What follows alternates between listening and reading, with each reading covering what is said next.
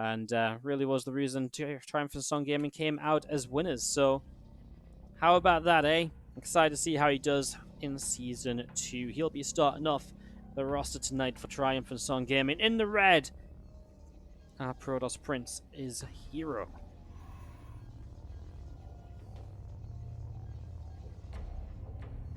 Top left-hand side, our blue Zerg player, Armani. Representing Black Knight. Black Knight have been a team in StarCraft 2 for a very long time. Now, you guys might not have... They're not the kind of team that you might have heard of right away. It's not a team which you're like, oh yeah, those guys, right? But they have been around for a long time. I feel like one of the more better known players that was on the team was maybe Acheron, who was on the team for a good portion of time, actually. And yeah, in 2019, they really have had some switches. In fact, Acheron only left the team in July, so literally like last month. And, or was it?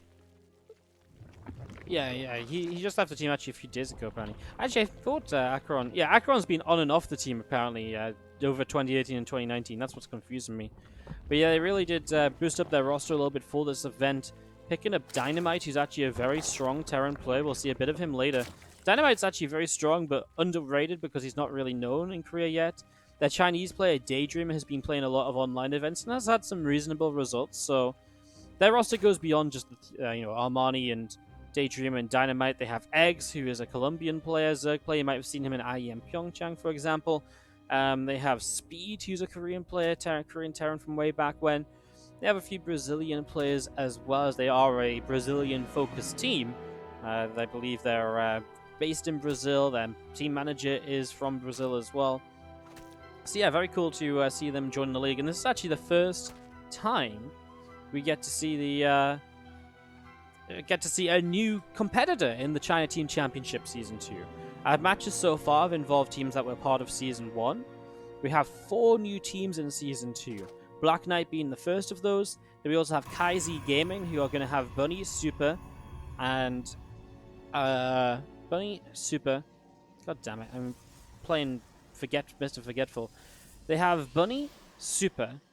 Their Chinese player is Misaki, and they've just announced that they're going to have Innovation eligible to play from Week 2. So that's going to be huge. We have Chivo Esports, you guys will be familiar with, Sue, Ragnarok, and Expect. And Brave Star Gaming are the final team that are joining the league this season. Hurricane, Dream, and Cyan are going to be the players there. So, yeah, 12 teams now, and that's why we're split into 2 groups for this season. And a different format for the way the playoffs work is set. We'll start talking about that a few weeks from now, obviously, when stuff gets a bit more compact, gets a bit closer together. As we get this rolling. So, getting this ready, seeing what's going to happen. Dark Shrine is on the way down from Hero, 3 minutes into the game, just setting straight up in towards the Archon drop opening. Now Armani, a lot of people I think would pick Armani as a bit of an underdog going into this game, but Armani has had some pretty good online results lately, honestly. He's done a lot better than I think a lot of people would immediately realize or immediately kind of say, oh yeah, I know Armani's killing it right now. For the level Armani is at, he really has done very well. As he drops down a Roach Roar in here, Blair should not be far behind, as he wants to probably set up in towards just a Roach-based defense against this incoming Dark Templar drop. So for example, Armani took a map off of Solar in the most recent Alimo League, 2-1 Gumiho. Consistently taking maps off of players like Gumiho, Alive. I mean, look at this, WardiTV Momentum Cup in August this year. 2-0 Solar, 2-1 Alive. I mean, that's a hell of a result. WardiTV Summer Championship, in his group there, he took a map off of each player, Dream, Estrella, Zest, and Solar. He is absolutely a competitor. He is absolutely a very competitive player. Took 2 maps off Kieran, the Gemini Korean Invitational at the end of July, 3-1 Creator. So Armani has been playing a lot lately, and I actually feel like that this is maybe the best we've ever seen Armani. He was a player that played in a lot of online events back in the day. He disappeared for quite some time. I'm not sure if he went to military service or if he's returned or what, but he's actually, he really has just kind of returned in the last kind of year or so. I believe, yeah, he retired and went to the army, and he's just come back now. So, yeah, he's just came back recently, earlier this year, and he's absolutely killing it so far, so good on the guy. As we do see the couple of Adepts here taking some damage. Lynx, Queens, and Roaches pushing back. Adept will go down. Only 2 drones killed. The first Archon's morphing in over on the right-hand side. Armani is also setting up a drop alert across the map. So some Zerglin's going to run into the natural while there isn't really many units here to defend. But he also doesn't have much to defend that third base over on the right side. Now the Roaches start to come over. Armani will be able to force the lift up and push this away. Here comes that Ling drop, and Probes will start to go down. In fact, Probes pulling in to try and defend this is not a pretty way to deal with it at all. I mean, you just need units here, quite frankly, as we see 6 workers down. The last couple of Lings will just load up as an Immortal pops out. We'll be able to save the day. Adept shading into the main. This is the real problem here so far. That's a nice Evo Chamber block. Will save some of these Adepts as a Roach. Save some of those drones from the Adepts as a Roach pops out. Still needs to try and get a bit more damage done. The Adepts are going to shade into the natural now. A DT on the natural too. And this is starting to get a little bit out of hand. 5 drones down at the moment. And the problem is, if you keep taking damage like this, it's not just the amount of drones you're losing. It's the continual kind of running back and forth, pulling drones all over the time to deal with this. This says no target fire from Hero. That could have been, what, 3, 4 more workers killed, but in the end it isn't. Hero will chase down this Overlord. Armani survives, but I really feel like he's taking quite a lot of damage here. Resources lost is not too terrible, only a 400 resource difference. And yes, killing a few probes early is nice as well, but you've got to think about all of that mining time he's lost running drones around. He just didn't clean this up cleanly at all, right? And look at that income advantage that Heroes had throughout the game. Basically for the entire game so far as he kills off, oh my god, more drones going down to a DT in the third base. My god, he just lost 12 workers. Well, that's going to open up the resources lost difference massively. While Heroes lost nothing more, you know, Armani's now 2,100 resources lost. And I mean, especially as Hero has a bunch of units coming across the map, his charge is done. He was setting up to follow up aggressively from this because he's got 7, now 8 gateways. He is ready to just go for a kill and blow, and you can't deal with this as Armani if you've been running around, not mining properly, letting your opponent mine way more. I mean, it just doesn't work. He's supply blocked as well, and Armani, unfortunately, has just fallen apart a little bit in this first game. But otherwise, you know, initially it was kind of going all right for him. And definitely let some things slip here. So the Lingers try and get on top of the sentries. The Roaches will continue to pick away at Zealots in the front as well. Archon's pressing forward, is going to be able to pick up another Roach or 2, and that's going to be GG. Hero is going to pick up game number 1 of Twitch Prime sub. Of course, if you guys want to enter the prediction contest to win some prizes, you absolutely can. That's !! predictions in the chat will give you all the information. For today, the predictions are shut, but there will be more predictions available from tomorrow. And you can win a prize for every single series that's set up, basically. So the best prediction for each series that is played will win a prize, as well as the best predictions throughout the entire of week 1 will win a prize at the end of the week as well. So that's what's going on there. So make sure you check that out on the Discord server. Alright, so with that said, we have got to the bottom right hand side our Blue Protoss player picking up the first game for TSG, Triumphant Song Gaming. This is Hero. Looking to make it 2 perhaps, as he is up against the Red Zerg in the top left hand side from Black Knight Armani.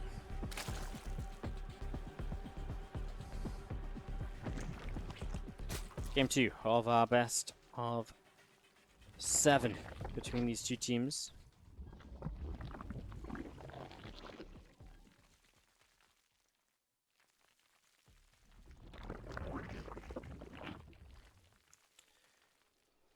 Setting this up, getting this underway.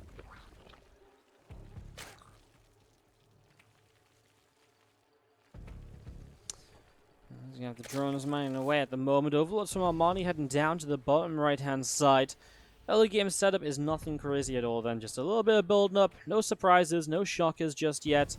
And that's completely fine. I mean, it's the very early stages of PvZ. A lot of the time, not much really happens at this stage. It's completely expected so far, so no surprises yet.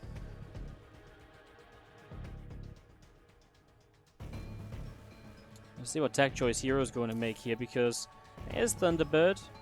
He's going to go into a fast robot facility, so he's not going to stick around with what he went for in the first game. Which is, again, kind of, you know, expected. why would you, you know, do what you did in the first game again? I mean, changing it up is always nice. But yeah, I mean, Stargate works very well on this map. Your Robo can work just as well too. I mean, you know, you get across the map, you deal some damage, you put yourself in a position where you're able to, you know, pick away at, you know, some early game units, and you can set yourself up into so many follow-ups as well. You can play aggressively, you can play macro as a follow-up. A lot of choices there, as we will see.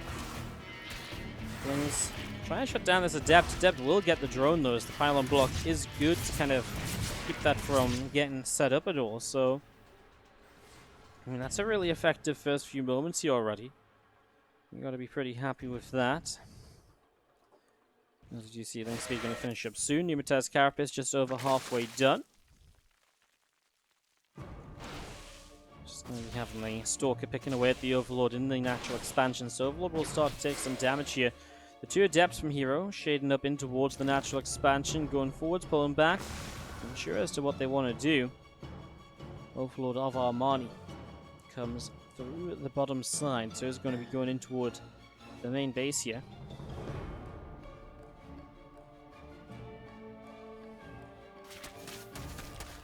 Again, the two Zerglings continue to pick their way through this pylon, so a little bit more damage being done, and finally that's going to be third base from Armani accessible.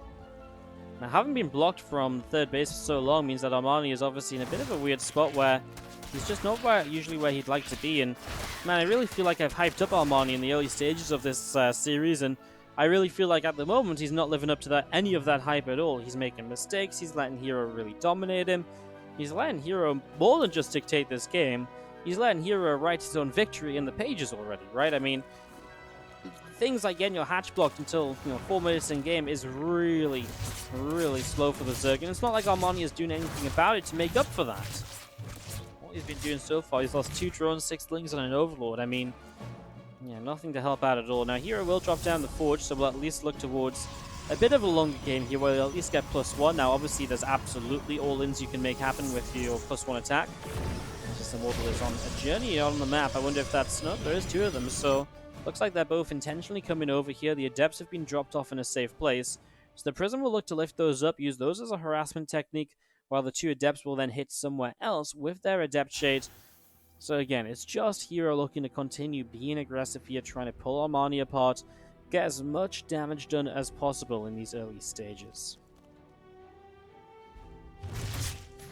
3 Queens already onto the Warp Prism there, and a couple of Immortals will start to unload. Roach already getting picked off. Second Roach goes down as well. Yeah, good pickoffs actually. 3 Roaches going down. 2 more gateways at the front as well as the Stalker and the Sentries push the Zerglings away. More Zerglings up through the center of the map. Lair on the way in the main base. We see the Warp Prism up to the top side, and the Immortals are going to start picking their way through the hatchery. So, third hatch taking quite a little bit of damage. +1 missiles, now +1 melee on the way up as well. So, going to go into Abandoned Nest too. So, Armani is trying to go in towards kind of a Lingbane style as a follow-up. Now charge on the way up as third Nexus starts. Hero is in this position where, again, the Immortals are trying to dictate what Armani can do, where Armani can go. Can Armani get across the map? Does he have to hold back? You know, the answer is he can, you know, has to kind of hold back and deal with this at the moment, and that means that Hero is just very safe to build up at home. And I say he's very safe to build up. I mean, he's pretty good at home anyways, right? He's got a good amount of units. I mean, obviously soon we'll see a Templar Archives introduced into play, and that's going to tell us a little bit about how he'll continue to kind of deal with this game. Is he just going to initially go into Archons?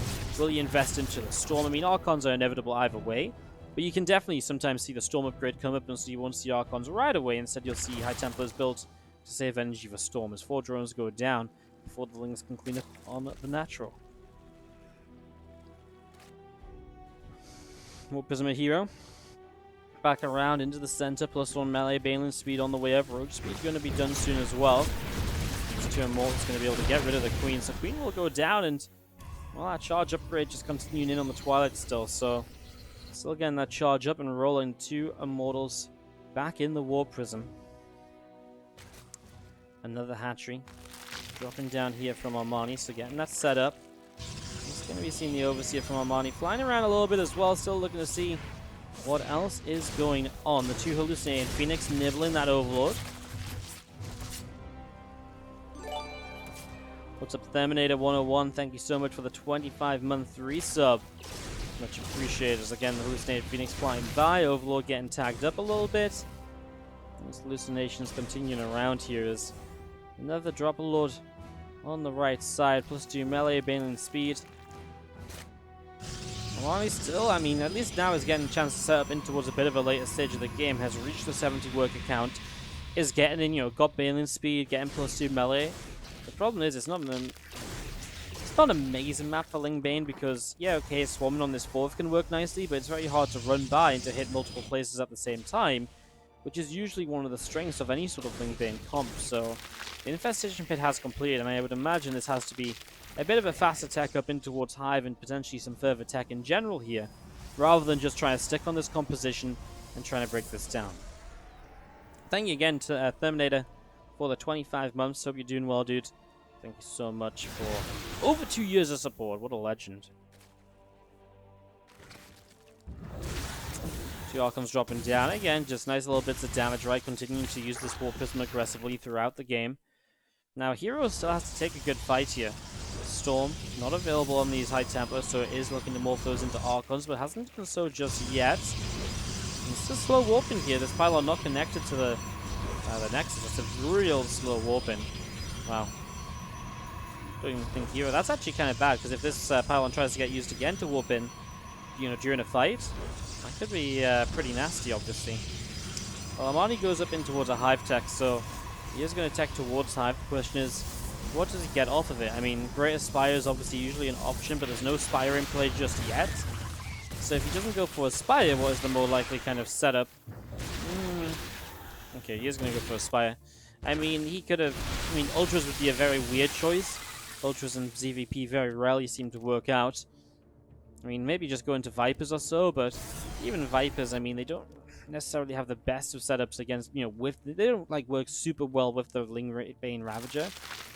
You know, yeah, you can abduct him and stuff, but that works a lot better with, like, Roach Hydro, so...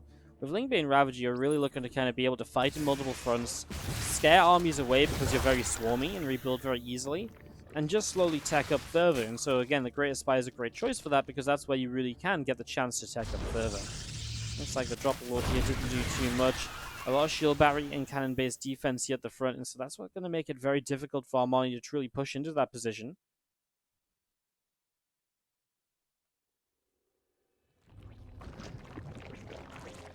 Plus, and no +3 upgrade, sorry, but Adrenal Gland starting up. So again, powering up those Zerglings. Greater Spire can start any moment now when the Spire finishes, so we'll see if that really is going to be Armani's plan, although currently out of minerals. Queen picks off another hallucination. This hallucinated Phoenix poking around some overlords as well. 19 more Banes on the way. This is an expensive army of Armani. There's a lot of Banelins involved now. The High Templars do have Storms, so you got to be careful of where you drop down those, where you run in those Banelins from.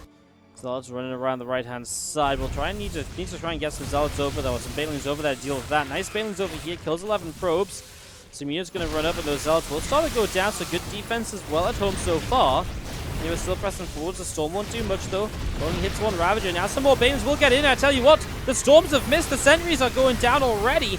Really good connections on the Immortals here. The War Prism goes down. Goodbye, Micro. Goodbye, reinforcements for the moment. Those Immortals battered and bruised. No shields left on them as they come out of this fight. And again, that Greater Spire is coming in. Armani's still looking to survive with Lingbane Ravager for the moment, though. +3 attack on the Forge coming up as well. Continue to set up into this again. Twilight Council is going to be done in a few moments' time. Again, some licks to the left. Hallucinated Phoenix flying around to see where it can go. More Corruptors coming into play. The Fleet Beacon will start as well in that natural expansion. So, getting that Fleet Beacon up and rolling. Lingsbanes and Ravagers still moving along. This left-hand side. 8 more probes going down, so Armani's still able to deal some damage. And we really have a fight on our hands here between these two. Love it. As we have got Broodlords morphing in. Yeah, this is really going into a bit of a later stage now. With Broodlords coming up, even just a few can help so much at kind of helping to keep this Cross Army pushed away. Some very preemptive force fields here. He wants this 4th base and looks like he'll get it. You just don't see Banelings committing forwards at all. Oh, and a couple that do, though, find some High Templar in the front lines. One of them didn't have energy, but the other did have a Storm on it, so that's a nice little pick-off. Armani loses this 4th base, but has a 5th to the left. Broodlings are starting to drop down, and that's going to be Hero's time to just get out of there. Does not want to commit further in, and it allows Armani to re-establish the 4th base now, which is going to be important for him when it comes to continuing to keep the economy up. Needs that money to be able to build more Broodlords, and also, more importantly, Corruptors and so on, to be able to push the incoming Tempests away, because those Tempests generally going to be pretty good against those Broodlords as well, so you need to be able to fight against those. The Broodlords on their own are not going to carry this. And the hero is just going to sit back and say, yep, well, you know, with Tempests on the way out, I'm going to wait until I have a good few of these, you know, 4 to 6 at least, because that's the number where I'm going to be able to take down Broodlords easily. And once I can take down Broodlords easily, this entire game becomes a very different scenario for me, of course. 4th hatchery coming down in a few moments' time.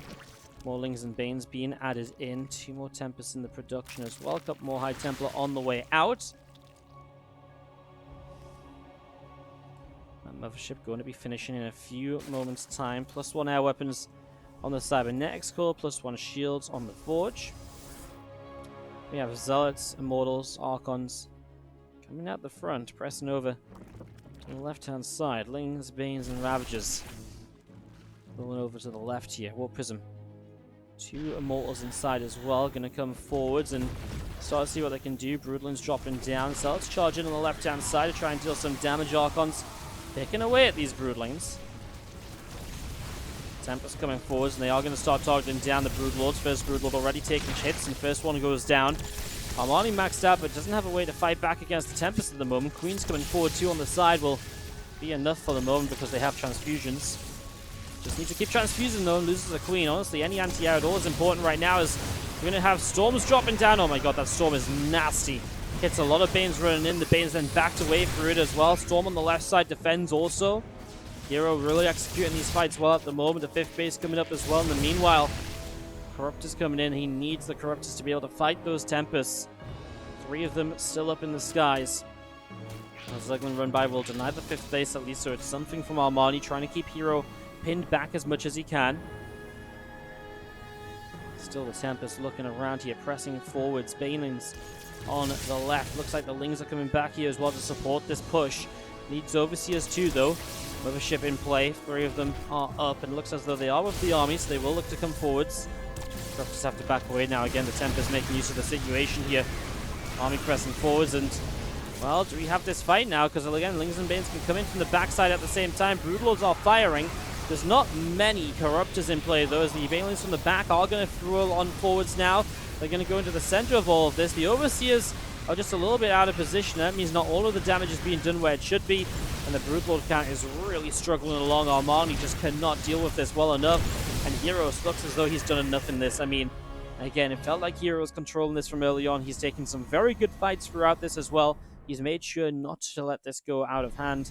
He's never really let the Broodlord count get too ridiculously high either, so that seems to be where we're at the moment. As an army gathers up down on the bottom side. Another Stargate from Hero in the natural expansion. 2 more Tempests on the way up. A War Prism coming out on the Robo facility as well. Forgery production continuing. Another Oracle on the way out too. Broodlords still being produced. Another Corruptor +3 melee. All on the way up right now as Zerglings go running around this right-hand side.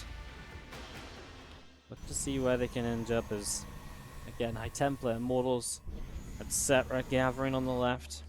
I think it's going to hit on the right-hand side, and they're going to be able to pick away at the pylon.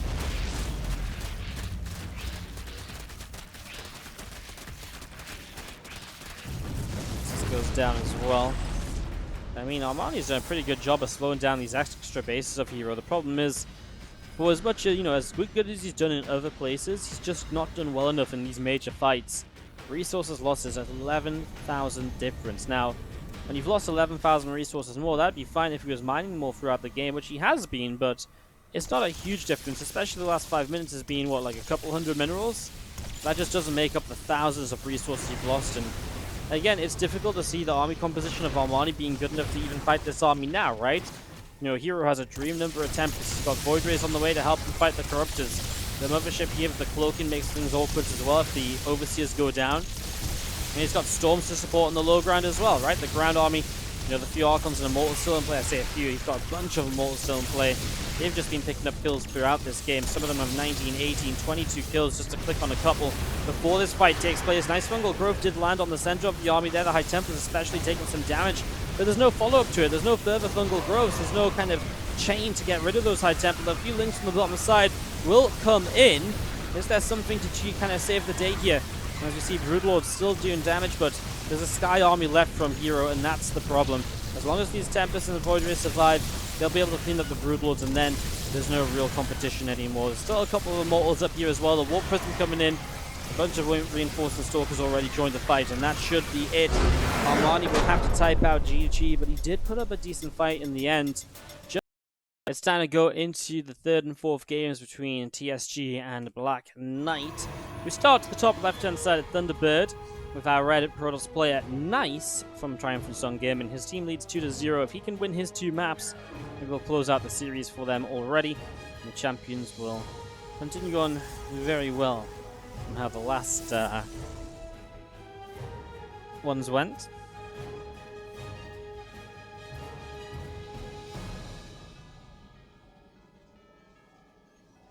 To set this up, get this roll on it is Nice in the top left. Dynamite in the bottom right is someone who do want to spend some time talking about here as he opens Engineering Bay block. I mean, that's a bit different already. Yeah, Dynamite really kind of showed up recently and kind of came out from not really playing for a while and has absolutely looked to be very dangerous. Took a map off Denver while playing on the European server recently. Took a map of Solar in the Limo League, where we saw him in the some other events. He's been taking maps of Keen, Puck. We saw him in the WardiTV Summer Championship as well, where he was able to even take down a live 2-0. Took a map off of Fantasy as well. I mean, he's playing well. He is absolutely someone to watch out for here, and very interested to see what he's going to be able to come up with in these matches. He's been playing again pretty much since June, and before June he didn't actually have an official recorded match since 2015, so he's another of these players that kind of hasn't been around for a while, but is absolutely back now. So yeah, really cool to see him kind of return, and like I say, absolutely is returning with the potential ability to be able to take down some of these better players in the league potentially. I mean, again, map of a Fantasy, you know, maps of other players too. It's possible, and especially when you only need to win a map to put a point on the board for your team, he can be a dangerous player this season. I expect to see a lot of him as the season goes by. An Adept running down from Nice to the bottom right-hand side. We do see this Marine and this SCV of Dynamite nibbling their way through the Assimilator. Assimilator will fall blown up in the end there. Supply depot going to finish up in a moment from Dynamite as well, as we will see the command center fills up with a single SCV there just for a moment. And again, Zealot, the Adept, continue to come along. And we will see that Marine doesn't quite go down, not just yet at least. Going to continue over. Marine will fall now, so Marine goes down. 3 SCVs killed. I mean, this is Nice, doing some pretty decent damage initially, and the Marine's gone, and the Adept can obviously keep running around. A couple of Marines probably have to go over to this right-hand side where the Adept is going to shade, and it will not find one more kill. Get damage though. At least the orbital on the low ground was finished up, as now it's an Oracle follow-up. We see a Cyclone already on the way out though, so there should be a defense against this. This next Adept is going to shade back into the center where there is another Adept, although Nice is a little bit all over the place. He's got an Adept here, Adept there. He's got 3 Adepts in total still, as the Oracle count will begin to build up. He adds extra gateways on, and absolutely could still, I mean, still warping in Adepts definitely feels like he wants to get aggressive. This pylon, by the way, not in range of the Nexus. It's the second time today we're seeing slow warpings come in, kind of out of nowhere. Yeah, with a lot of Adepts like this, you would usually expect a bit of aggression combining with the Oracles. The first Oracle is hanging back at home, and it looks like there will be a third Oracle as well. So it is going to be some pressure here, absolutely. The question is, how successful will it be? Because it is coming in a little bit later too. that next Oracle supply blocked as well, and the 2 pylons have only just recently started. Bunker starts up at the front. That's a really key part of this. Having a bunker Marines can sit in, give you that strong, stable position.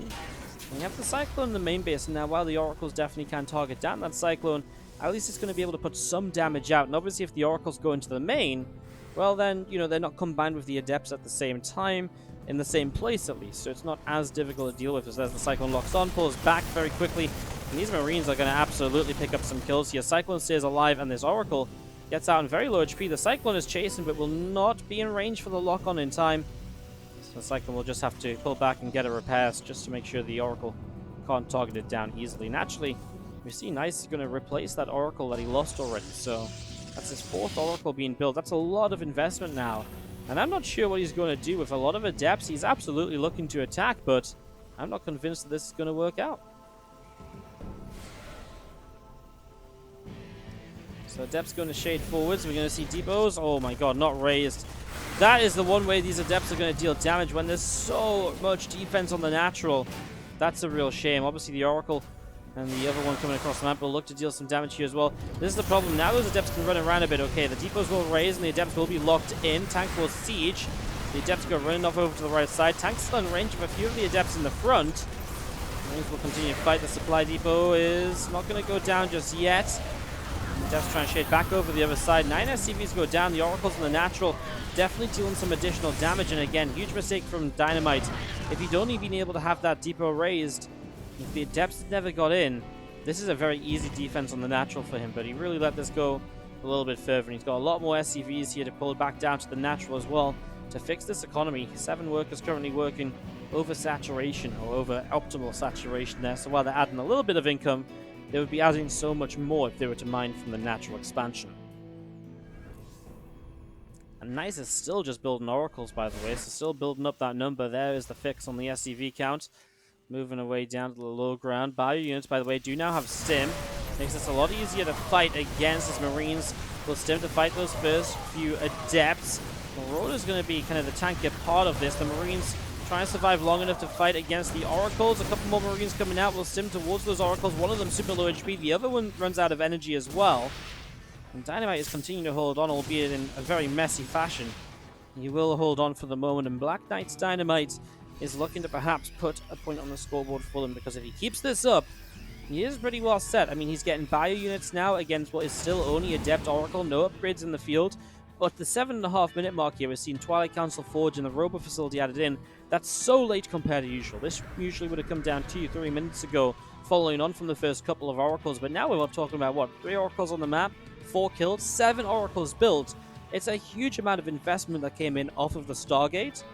And that's obviously just continuing to rack up at the moment, so that's pretty crazy as Marines, Marauders, Medivacs, and a tank gathering up on the natural for the moment here still.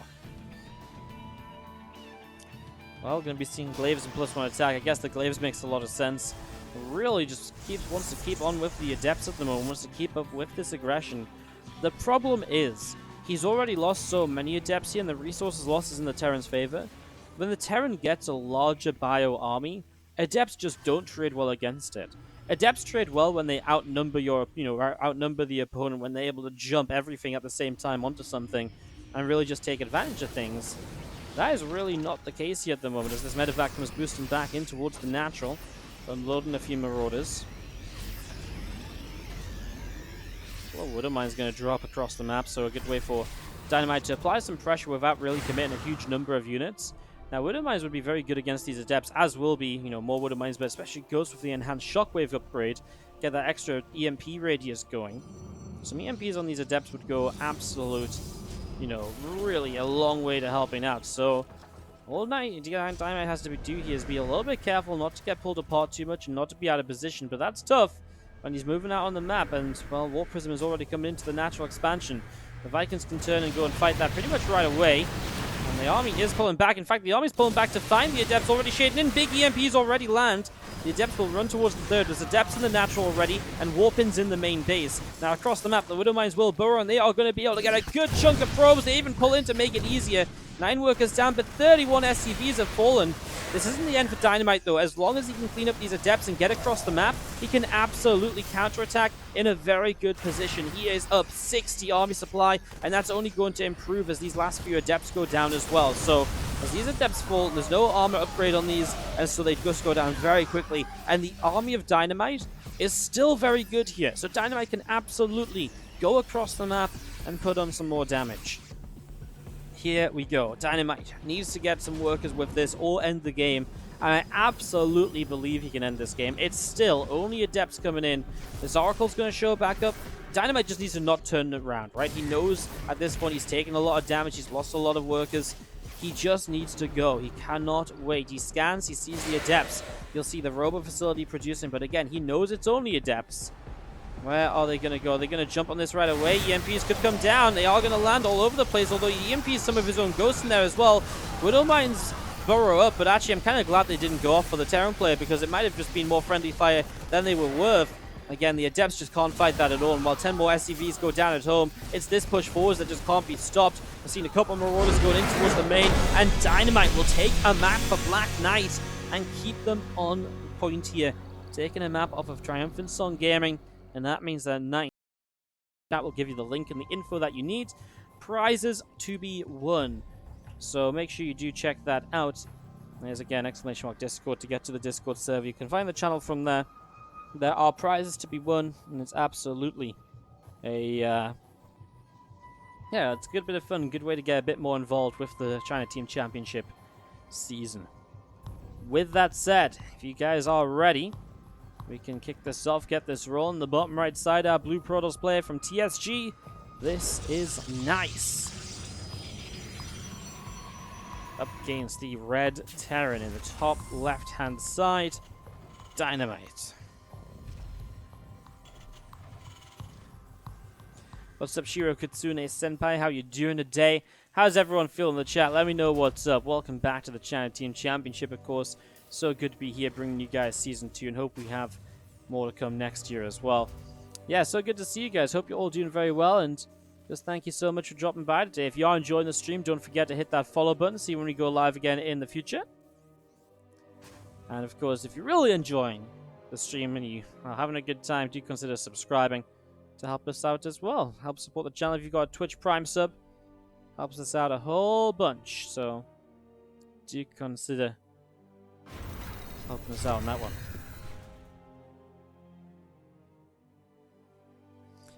Alright, what's up, Rob of Thari? Thank you so much for the 100 bits. Says happy Sunday right back at you. Again, guys, after China Team Championship today, we're going to be playing a little bit of marbles. So if you're a marbles fan, get your marbles hype on. We're going to be playing some marbles instead of going out and playing in the sun. It's so nice outside today, by the way. It's been a beautiful weekend here in England. It's been rather lovely. Dynamite denied all scouting abilities because of the full wall off at the front, a pylon block on the side. No way in for him, so even the Reaper is going to struggle to see what's going on. But, I mean, at the plus side, it is, pylon, full wall at the front, so there's not like a lot of units can get out, so it can't be anything that builds in the main.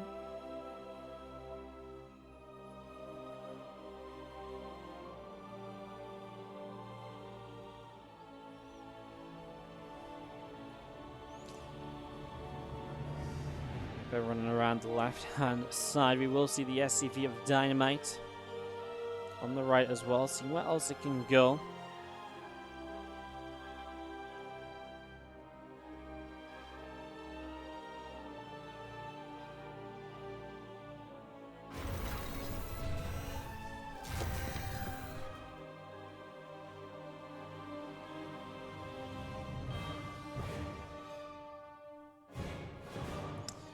Factory is going to be finishing soon. Stargate in the main base. So nice making the choices here already. Stargate once again. So Reaper is going to throw down a grenade. Pops the Stalker back a little bit. Pylon will be taking some damage. Simpack coming down in the main base. Factory building up a Widow Mine and a few more Marines on the way out as well. Reaper continuing to nibble away at the Pylon. So some more damage being done to start.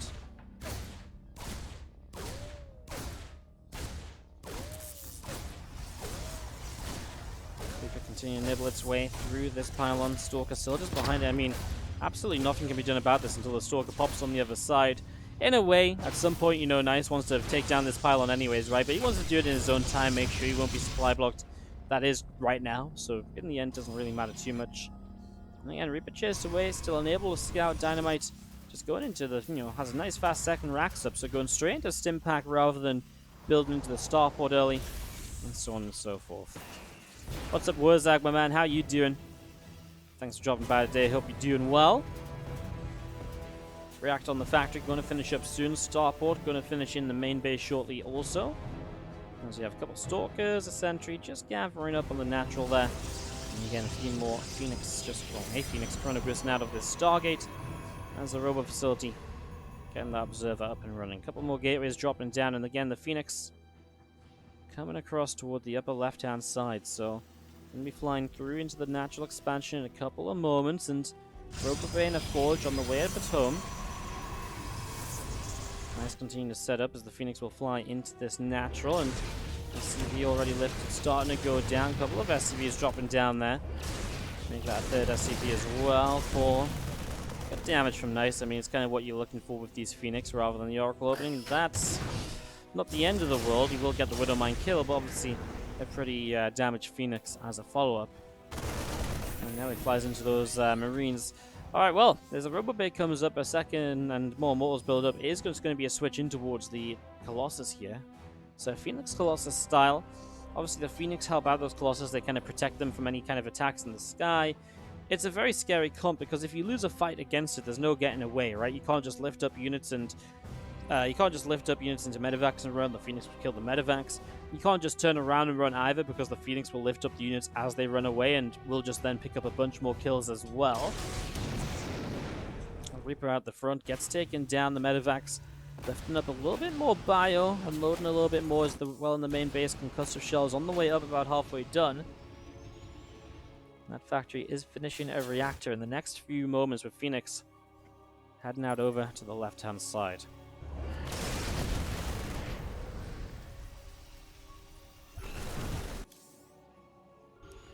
Colossus Chronoburst and that Marine's able to pick off an Observer.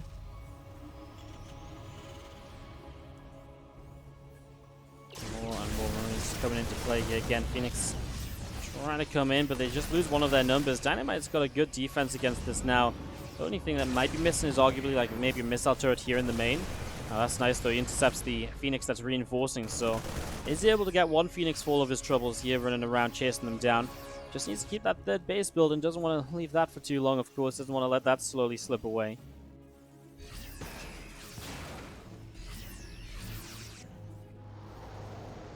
Again, a couple of medevacs on the way out. Marines coming up, and Dynamite's at the point where because he's got those early bio upgrades, he can absolutely go for this strong push. And there's a lot of bio in it because he was 2 racks earlier in the game rather than some 1-1-1 pressure. But he is going to be up against 2 Colossus by the time he attacks, so has to be careful of that. And these Phoenix are still dealing damage. Oh my god, Widowmine drop in the main, gets 11 probes though. Nice, stopped paying attention, and nor was I. I was busy watching these Phoenix picking up this, again, damage on the natural expansion. So third CC was delayed once more, but 11 probes, that's a great start, obviously, for Dynamite. He still has this medevac here. The couple of Widowmines will get lifted and killed. He scans, he sees the Colossus, which pulls back already a little bit, just to make sure. Fire turns to the bottom side, knows the Phoenix are here, and the Phoenix have to be careful. Now Viking production has started, and I'd kind of like to see a second starport already, especially when you're against Phoenix. The usual Viking count doesn't necessarily go too far because you need to be able to target down Colossus super fast. Otherwise, the Phoenix are going to get rid of the Vikings before they're all dead. So I would like to see a second starport, although the Ghost Academy is a good way of maybe doing this as well. If with the Ghost Academy you can get some good EMPs, and obviously if you can EMP the Phoenix especially, you can take a lot of the power out of this. This is really nice. The Colossus just moved over to the left where there's actually going to be units in range, so I mean, this is a big fight taking place now. The Vikings coming in. There's still Marauders left over, which should be able to target that Colossus. Once the Colossus is down, this is going to be messy. The Phoenix do lift the Widowmine, so they can't get shots off, as that's going to be about it. No real anti-air left over, so the Phoenix will reign supreme in the skies. But having killed off the Colossus, etc., I'd say overall this has been pretty good. 5 probes killed on the third base. The Widowmine dropped during this. Dynamite able to put on some good pressure there as Marines continue to go down. And those Marines will grab one more Phoenix here as well, as the Phoenix make an escape out over to the right-hand side. Gonna lift up the Marines, a couple of Marauders too. The NP will drop, and again just takes all the energy off those Phoenix. It takes away future drops for a good little while.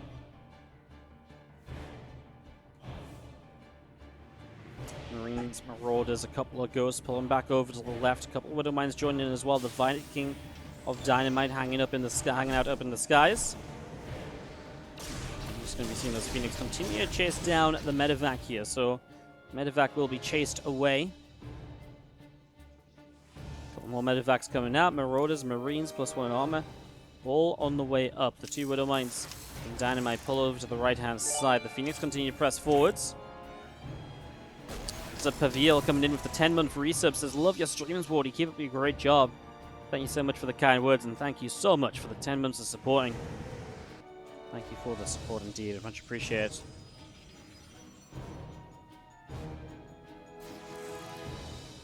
Phoenix up into the main. We'll have a little bit of a look to see what's going on here.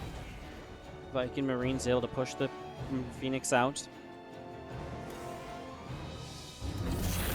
Poke on the Ghosts coming up too. So, I mean, Dynamite's quite happy just to say, okay, build up a little bit after that previous fight. The Colossus have been rebuilt, by the way, and there is no Viking production, so that is a little bit concerning. Does Dynamite not seen those? Does he just not feel like he needs the Vikings? Maybe he wants to avoid Vikings because of the Phoenix, although, I mean, you still have to have a way to deal with the Colossus, right?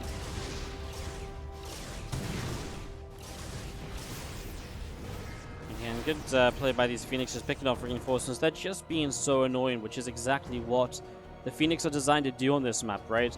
Or in this, style of play. Pick off reinforcements, slow down the Terran. It's a very frustrating style of play against, but it's very hard to pull off too, because you have to put a lot of, multitasking and control into those Phoenix. Let's see if Nice can respond a bit better to this drop in the main base this time around. I think the answer to that is going to be nope. But I might as well blow up 6 probes once again. While a few SCVs go down, a couple of Zealots, it's actually going to even up the workers' kill count pretty quickly there. Ghosts come in, and they will be able to make the defense in the end. Medevac Widowmines picked off. Obviously a bit more expensive for the Terran player to get those 6 probe kills than it was for the Protoss to get the 5 SCVs. Talking 2 Zealots versus 2 Mines and a Medevac.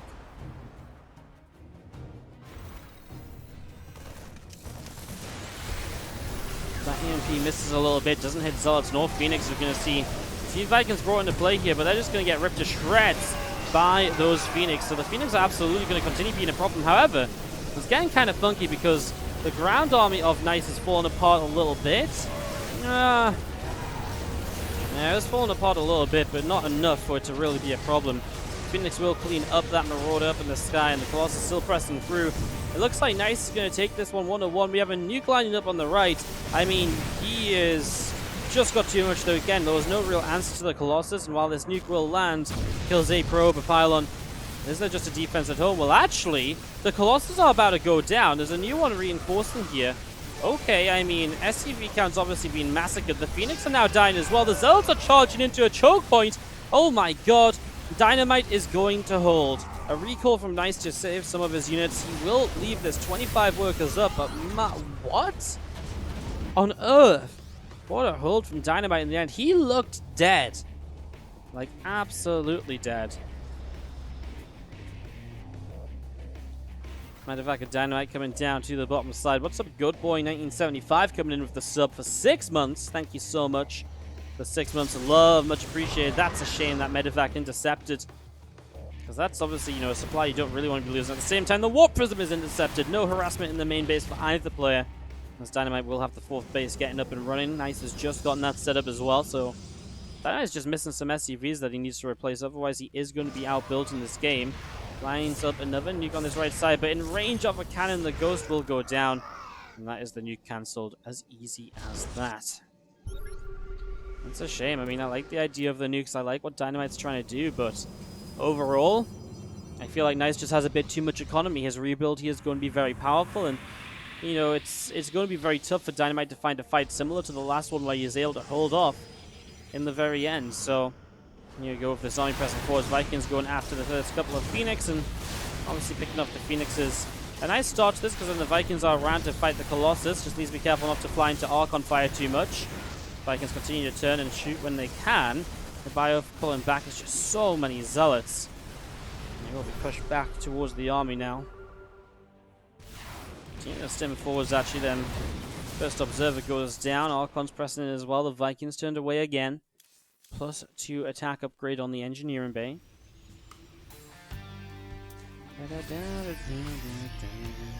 No EMP research, as Zerg Rushalot asks in the chat. Yeah, no research on the enhanced shockwaves this time around. We saw it last game pretty much right away. This game has been a bit tougher. I feel like he's been a bit more tested in terms of being able to afford everything possible. So, kind of understand it as SCVs are running around silly trying to catch up with the Vikings to throw in some repairs, get those back to health. Ahead of the next fight, upgrades. Going to be still an armor upgrade advantage for Nice. +2 armor completed while Dynamite is just now finishing +2 attack. His own +2 armor is in production at least. A 19-ish army supply lead for Nice is giving him the opportunity to set up in the middle of the map. A few more Zealots warping in. This army of Nice getting ready to press forwards. Bio needs to be careful. Marauder's already taking damage. If he isn't, Bio going to turn around now. Archon's taking a lot of damage. Widowmine doesn't do a lot, honestly. And the Vikings are going down quickly because of those Archons. And with the Vikings going down too quickly, they can't kill the Colossus. And this is a very one-sided engagement. With Zealots sweeping in on the left-hand side and cleaning out the third base mineral line. This fourth base is obviously in a lot of trouble too. It's getting pushed away. As it flies over, well, now we're just going to be seeing the units just going to run back in to take down this army. And there is nowhere for Dynamite to run to. This time, there's no miraculous hold. This time is Nice to pick up the game, and he'll pick up game 4 of the series and put TSG to jump this into game, guys. And it's going to be our final 2 maps of the day, unless, of course, Daydream can win this 2-0, in which case he will force an ace match. But you have to say that Daydream is a bit of an underdog here. Here's our Teal Protoss on the top left-hand side from China. Here's the Chinese player that Black Knight will send out today. Daydream actually a player who, like I say, we've been seeing a little bit more of. We've been seeing a little bit more of in online cups, etc. lately. I believe he lives in... I feel like... So, he isn't... I'm not sure if he's still based in China, because he was in that BTSL Vancouver tournament. So I feel like he might be based in America / Canada. But is obviously is a Chinese player. But we have seen, like I said, he's been playing a lot of online cups, OSC Masters Cups and stuff like that. So, yeah. Obviously, Solar was one of the best players in the China Team Championship in Season 1. I mean, it wasn't even really close. Honestly, 81% win record. I mean, that was pretty much the highest for anyone that played more than, like... I mean, Solo had an 81% win record with 16 maps played. Right, and you compare to the other people. Trap went. That means Solo went 13-3. People above him in win ratio was Trap 9-2, Maru 5-1, and Q and Creator 2-0. Right, it doesn't even compare to the fact he played like multiple more series than the other guys. So Solo was absolutely the most impressive player in Season 1 of the league, and then he shows up into the playoffs and he goes 2-1, 2-0, 2-0, 2-0 in the semifinals. So 8-1 in the first semifinal. Then in the finals, he goes 2-0, 1-2, which wasn't as great, but I mean, he absolutely pulled his weight for his team in Season 1. Solo is one of the big reasons TSG were forced to be reckoned with. Well, I've been looking at statistics and I haven't watched the Cannon Rush coming up, so you guys have probably been screaming at the chat for the last 30 seconds, 40 seconds or so. Apologies, guys, sorry. I was looking at stats and numbers. I didn't see the Cannon Rush. So, Daydreamer is obviously opening up pretty aggressively. Ian Solo's just straight up cancelled the hatchery on the natural. As we are going to be seeing the Robo just coming up at the moment.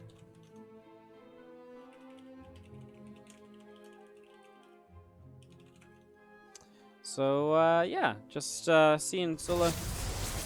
He's already taken some damage. Now, high ground vision will be denied here as the pylon goes down. Robo is going to get the Immortal up. So Solo with Roaches on the way, Spinecrawler on the high ground.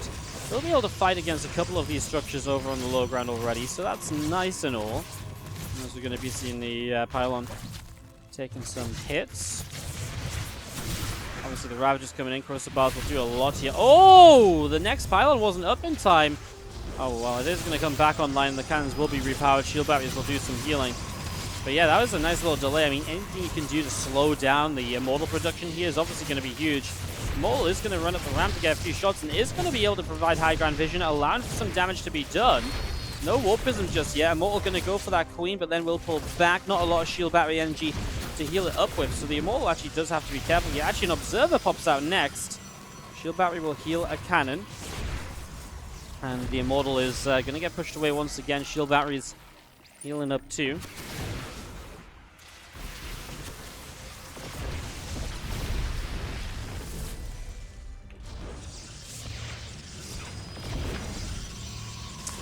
Just pushing around again. Queen taking some hits, some damage being done still. Ravagers are taking some damage. Corrosive Bars on the cannon as well. 1 HP it survives that. I mean, it is just eating up a lot of shield battery energy though, and he's actually going into a second Immortal before he goes into the Warp Prism. So, yeah, this is obviously getting a little bit funky. Again, Immortal just pushing forward. Second one pops out, and so still able to apply some pressure here. A couple of Corrosive Bars, that will be finally the end of this cannon. I'm just so surprised we don't see a Warp Prism, because the Warp Prism is absolutely one of the big things here that could do so well. A couple of slow lings in the main should be easily dealt with. Yeah, Prism for Micro would go and work absolute wonders. I'm so surprised Daydream is not going for that at the moment. I mean, maybe he feels he can just brute force it with the Immortals, but it also just gives him, you know, I guess he has the Observer for high ground vision. Observer is just set up over on the side there, staying safe. Lair is on the way up though, so we'll have to be careful. Actually, you know, if Solo sees the Observer there, you could Corrosive Ball it down as well. Nice cancel on the shield battery there.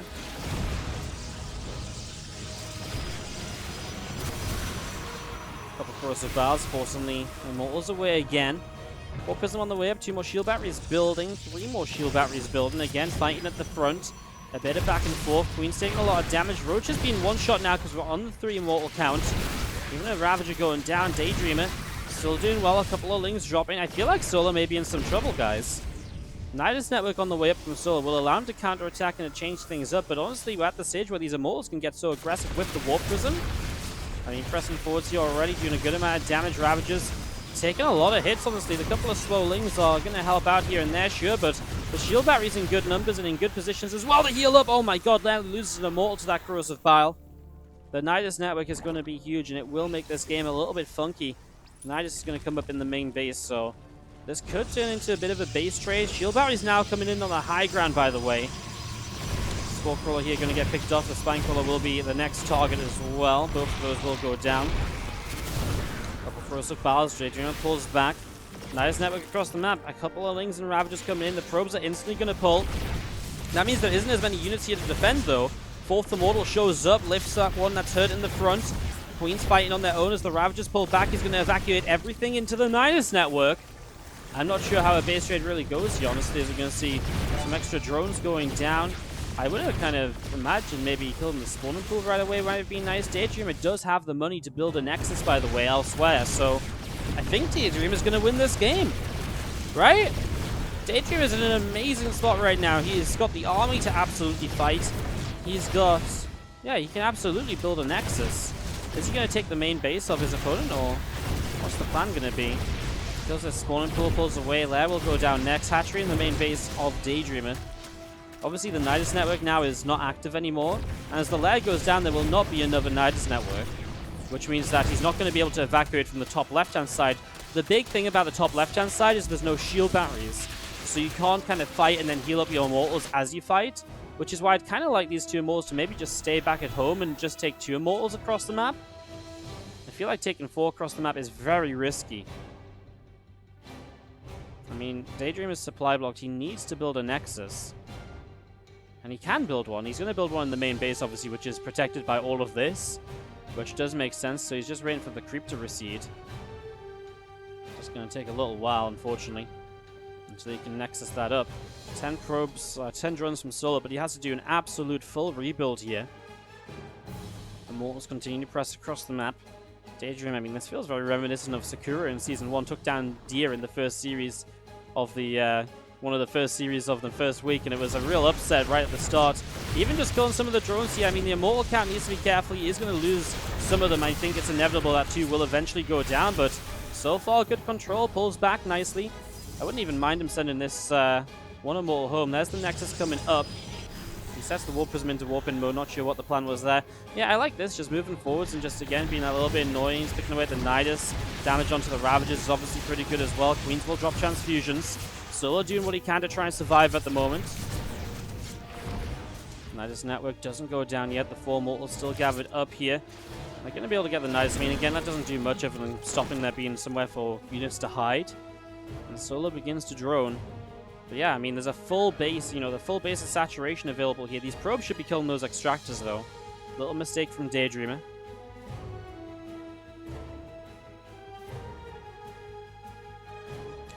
Still Ravagers, Queens in the main. I mean, this is still... I want to say it's still winnable, but... it's going to be tough, right? I mean, it kind of requires, Daydreamer to make mistakes more than anything. Looks off the Creep Tumor on the low ground. Observer there, so he sees what he's attacking into, of course.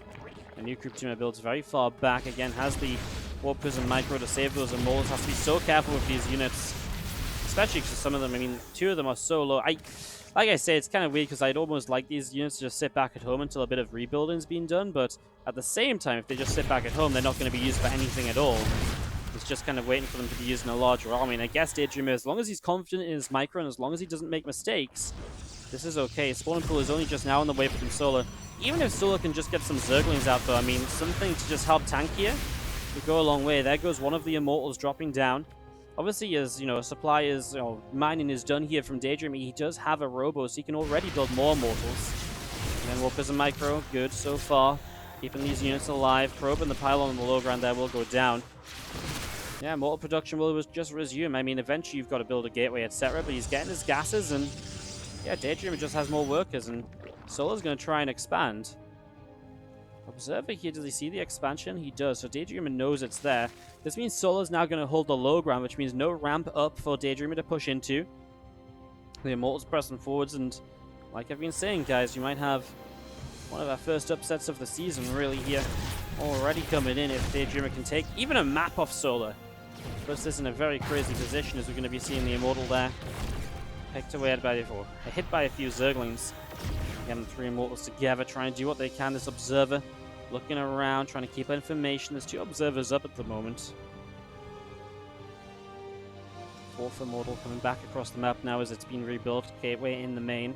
Again, Solar got access to the spawning pool. He's actually going to build link speed, so speed link is actually one thing that should go a long way in helping us out. They soak up a lot of shots from those Immortals, etc. So that should do very well. That link speed, I like the idea of that. And obviously, it's so expensive and so long for him to build up in towards a Rotron and other upgrades in that regard. Daydream has so much money, by the way, because he's only just got the gate up. He could absolutely add 2 more gates, but of course he doesn't have warp gate research, so that's a problem as well. Zerglings going down again, trying to build a pylon at the front here. Might be trying to get some shield batteries or so set up. Still good micro on the Immortals as he pulls them back. Daydreamer still controlling this well so far. Ravagers and Lings on this natural. A couple of Immortals going to go up into the main. Now, obviously, the units have to go respond to that, but these 2 Immortals here are just left out in the middle of nowhere. And this is the big mistake from Daydreamer now as he'll lose an Immortal. In the main base, he's going to get a couple of Lings. I mean, this Immortal can keep running, but Ling speed will kick in sooner rather than later. This went bad for him. This went really bad for him. This Immortal's going to try and fight, by the way. It's going to go for it. Barrier will activate. Keep micro and dude. Oh my god, he didn't take the damage when he had the barrier active. He still saves the Immortal. Probe over here goes down. Warp Prism with the 2 Immortals escapes out the side. Well, Warp Gate is Corona boosting. Immortal production continues. Solar will go into more drones, rebuilding the lair as well. Intrigued to see what he does with a lair. Maybe a Spire and Mutalisk could be a way out of this. Solar has kind of rescued this game. The Immortals just were not able to do enough across the map, and yeah, unfortunately for Daydream, he just took that little bit longer to get set up into the Nexus and so on. In a way, I understand why he wanted the Nexus in the main, right? Because it's obviously protected by all of this. But I feel like one of the real ways he maybe could have done this a bit better is just take the Nexus. It's a tough decision, but if you take the Nexus here, obviously comes online that much sooner because you don't have to wait for the creep to recede. And that means he has that mining so much sooner, the gateway so much sooner, and so on. And that could be a big difference, but it could have made big problems now that we consider the fact that, you know, there's a bunch of speedlings on the map. Could he have defended that base? Well, you know, then, you know, maybe not, right? So it's a really tough call. Oh no, those Immortals are in the middle of the map. The Zerglings are just, well, they're not going to see them, but the Overlord will. So it does know where those Immortals are. The Warp Prism is just so far up the map as well. Lings are seen, another Immortal coming along. Zealot gets surrounded there. This Immortal surrounded. Warp Prism's on the way. Looks as though the Lings will just continue to back away. I mean, there is a cannon here with endless shield batteries. I'd be surprised if the Lings could break that down. It's also like walled in, this cannon as well, so I'm really not a believer on that one. I mean, the gateways are finished, so we could absolutely see some warp-ins here to help out. The Zealots would do a lot, because again, just a way to fight against those Zerglings. Okay, he's going to warp in a few sentries. I mean, that works as well. Daydream at 36 supply in terms of army against 45 supply of Solar. Solar is about to have a Spire, and if he builds Mutalisks here, there is no anti-air currently in this army. And there's no real, you know, it's troubling because he has to try and build, you know, Zealots to fight the Lings, but you also would have to build Stalkers to fight the Mutalisks. And of course, Daydream is on one base. Now Solar's up to 2 bases. These Zealots will warp in. The next Immortal gets caught in the middle of the map, though. That's kind of what Solar's looking for with those Zerglings. Buying so much time, forcing these units to pull back again and again, and Daydreamer. Oh man, he has to go for this now. But he's taking so much time. He's going to come around the right-hand side. And Solar going into the Spire has absolutely paid off. He's been able to buy himself enough time now. There's going to be a few more sentries. If somehow the sentries can survive to fight the Mutalisks, I'll maybe believe it. Maybe if he can wait until he gets another warp-in of Stalkers as well. I mean, he wants to go for this now, though. He's already pressing forward. Here we go. The Mutalisks are going to be seeing good force fields to start off. Stops the Ravagers coming forwards there. The Sentry's going to continue to fight against the Mutas. The Mutas are just going to die for the Warp Prism. Warp Prism will go down, so... Oh no, the Warp Prism is actually still alive. Okay, now the Warp Prism goes down. A couple more force fields. The Sentries are still doing okay against the Mutas, mind you, but now their Guardian Shield has gone. A lot of back and forth here from Daydreamers and Immortals. They're not firing all of the time when maybe they should be. Queen's Transfuse. And the transfusions are going to help a lot. The Spine will do good damage. GG, and Solar takes it. What on earth? I just want to check the viewership stats a little bit. I feel like there was a lot of like Korean viewership before. WardiTV peak 1200. Yeah, I mean 800, 800, 1700, 1200. Kind of depended which day, but honestly, like the viewership today is real strong for China Team Championship compared to Season 1. So, yeah, hats off to you guys. Much appreciated. How you guys all doing? I was thinking, I think 1,500 views is quite high. So, yeah. Thank you so much, guys, for tuning in today. It really does mean a lot. Solar, top left-hand side, and Proxy hatching in the natural of Daydreamer in the bottom right-hand side here on Acropolis. You will immediately pull some probes to be able to start dealing with this. So the hatchery taking a lot of shots. Probe here from Daydreamer moving up in towards the main. Seeing what is going on.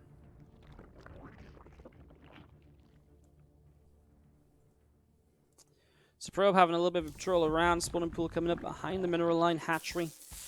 And again, just blocking here for the moment. We're going to be seeing, obviously, the Zod just chrono boosting. No second gateway, so absolutely just looking to get this cancel ASAP with the probes continuing to fight. Again, there's a couple different ways to deal with this. Some players like to go double gateway and it gives you a lot of pressure across the map. This isn't going to give you too much pressure across the map because you're just going to have 2 Zealots more or less. And then, you know, from there, you're only going to have the 1 Adept at a time. It's just kind of just the same as usual.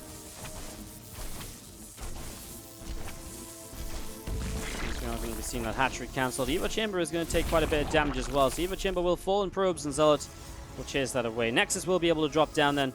Obviously, the most important part is just not letting that drone build another hatchery in this position here and hatch blocking for even longer.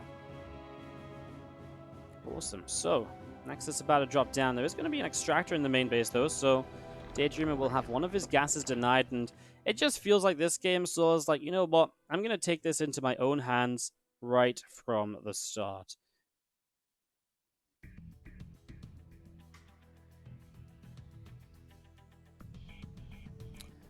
So again, probe into the middle of the map here. A couple more hatcheries on the way up. Second, third base, all building. A few Zerglings coming around the left-hand side. The Zealots from Daydream are going to go nibbling their way through that hatch. So damage being done as the Adept shades over as well. I mean, this does force a few more Lings than I was originally expecting from this. Hey, what's up, Stir Bend, coming in with the 1,500 bits. Thank you so much for the 1,500 bits. Thank you, thank you, thank you. Can we get some love in the chat? Much appreciated. Thank you for all the support. $15. First, we had a couple bits already a day, I guess. Those units just going to recoil out there. This was nice. You keep the units alive, you force quite a few Zerglings. Solar's work count is low. 20 drones, so he's absolutely paying the price for what he's set up for so far. Because, yeah, I guess Daydreamer is kind of in a weird spot where he is long-distance mining still, actually. His Nexus is still not done. So Solo will catch up a little bit. In terms of income, you can see Daydreamer takes a bit of an advantage now, but it should even out as Solo can just focus on making drones now because his Lings are already out on the map. Zerglings here from Solo back up to the top left-hand side. We are going to be seeing the Queen on the way out in the natural. So getting that ready to go. Twilight Council is going to be the tech choice behind a Stargate, which has made a single Phoenix so far. It's a very fast Twilight Council, actually. So the Phoenix is going to show itself, show Stargate opening, and we are going to be seeing this Overlord taking quite a lot of damage. So will the Overlord get the scout into the main? It feels like he's really hoping to deny that information. Nah. Twilight Council. Oh, is that in the back, actually? It's not seen yet. But he does see it, but it could just look like a gateway. Yeah, I mean, when you look at Solar's vision, right, it's a little bit smaller than the gateway. So I believe he should be able to know that that's not a gateway. And I didn't see if he actually clicked on it or not. Pretty crazy. We see some Lings around the right-hand side. Montian with the $50 donation. What is up? Yes, I love the chat for Montian, who has just been a hero lately. He's been supported on Match Reno for events and stuff and all sorts. Thank you so much, Montian, for the $50. Get some love in the chat. Thank you so much for supporting the stream, dude. As always, eternally grateful. Thank you for continuing to be an esports hero on all of the channels you support. Thank you so much. Love in the chat, please, for Montian, guys, as we do see the Zealot in the main is going to swipe down this Extractor. Extractor will fall. And again, Resonating Glaive's just about halfway done at the moment. Another Assimilator dropping down. And the Lair going to be finishing in a little while. Creep Spread going out the left. Creep Spread going out the right. Seeing what's going on. Ling's still approaching the front. Just seeing a little bit of, you know, can I deal some damage here or there? Answer is honestly not just yet. Resonating Glaive's going to be finishing. Phoenix of Daydream around the right. They're going to be done in a few moments' time as well. Adept's going to start shading out into the center. So they're going to be coming along. Zerglings are running out over on the left-hand side as well.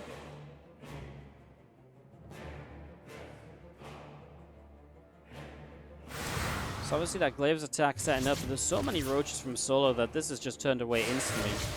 And Solo is still making roaches and Lings, so he's really eager to not just shut this down, but go across the map afterwards. And in that case, you're really hoping to be able to surround those Adepts and shut them down. Now, this is not actually going to be an Adept kind of immortal follow-up, because Charge is already starting, so we're not seeing the kind of the typical follow-up from this that you might usually see. The kind of the Glaive Adept Sentry Immortal all-in, you know, is a really popular way to go about this, so yeah, this is definitely something just a little bit different there as Zerglings are Roach and a couple of Queens gathering up from Solo on the left-hand side still. Roach Speed will be finishing from Solo in a few moments' time. And there's a few extra gateways dropping down on the left here, so those are going to finish dropping down. Thank you so much, by the way, for the anonymous gifted sub to Scarlet. Welcome back, Scarlet, for 5 months on the stream. You see the Lings again. A little surround on the shield battery there for a few moments. Then we'll go running up the right-hand side. And this Overseer of Solo just coming to scout around in the main. Again, a few extra gateways dropping down. So 5 gates in total here from Daydreamer. Phoenix fighting the Overseer, getting some damage done. Still these Adepts on the map. I mean, Solo's supply is beginning to explode, but you've got to remember, he's not even 60 drones yet. He is mostly just on roaches. Very cool so far, as we're going to be seeing a bunch of Ravagers morphing in as well.